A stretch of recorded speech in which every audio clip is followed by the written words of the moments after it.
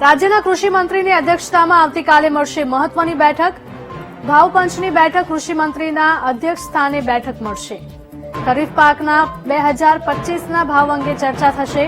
સહકાર વિભાગના અધિકારીઓ સાથે ખેડૂત સંગઠનો પણ બેઠકમાં જોડાશે।